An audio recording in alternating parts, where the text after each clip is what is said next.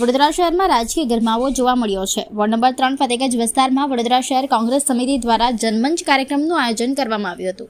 આ કાર્યક્રમમાં શહેરના વિવિધ પ્રશ્નોને લઈને ભારતીય જનતા પાર્ટી સરકાર વિરુદ્ધ વિરોધ નોંધાવવામાં આવ્યો હતો। વડોદરા શહેર કોંગ્રેસ સમિતિ દ્વારા આયોજિત આ જનમંચ કાર્યક્રમમાં કાર્યકર્તાઓએ સરકાર વિરુદ્ધ નારેબાજી કરી અને શહેરના વિકાસ સંબંધિત મુદ્દાઓ ઉઠાવ્યા હતા।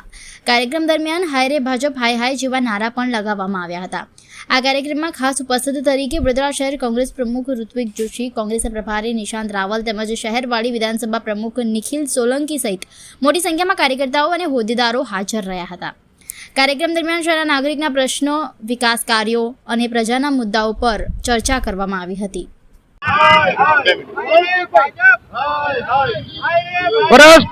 વર્ષ શાસકોના પાપે આખું વડોદરા ખાડોદરા બન્યું છે, ત્યારે કોંગ્રેસ પાર્ટી જન સંવાદ કાર્યક્રમ લઈને વડોદરામાં અમે નીકળ્યા છે।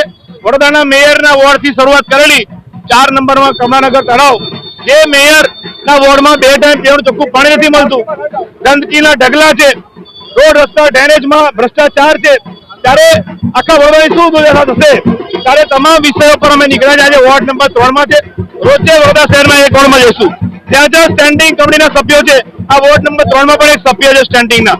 તમે જુઓ, આખો ફતેગંજનો રોડ એક બાજુનો ખોદી કાઢ્યો છે, આખા વડોદરામાં ખાડા ખાડા ને ખાડા।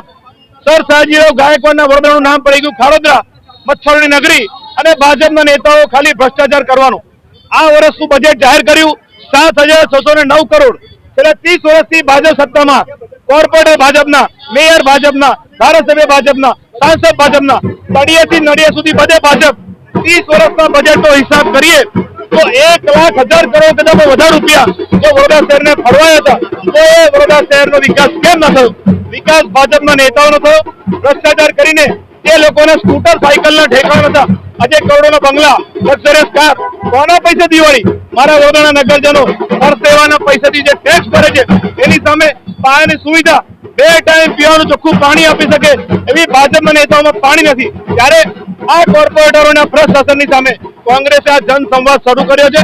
આગળ ત્યાંના સ્થાનિકો પણ ઉભા છે, એમના પ્રશ્નો સાંભળીશું અને રોજે એક વોર્ડમાં કાર્યક્રમ લઈને જઈશું। આવતીકાલે અમારો પ્રોગ્રામ ગોત્રી તળાવ વોર્ડ નંબર 10 માં છે।